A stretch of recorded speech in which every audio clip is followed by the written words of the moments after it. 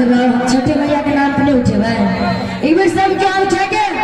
अच्छे तुम हाथ न उठा कर साथ में दिया नाच अरे उठा भैया कोला ना है के बढ़िया तेरे सैया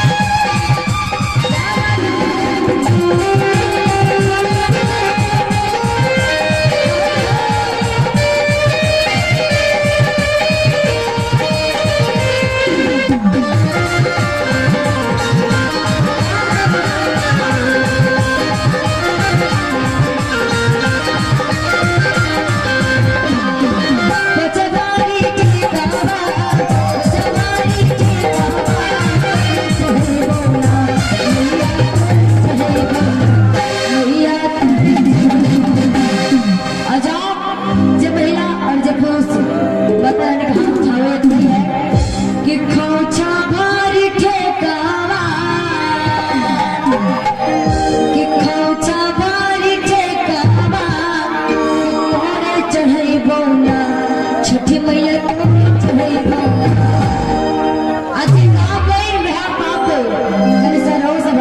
भगवती इतनी सुंदर सुंदर मूर्ति कम से कम हाथों टांग के तो चला भी हो।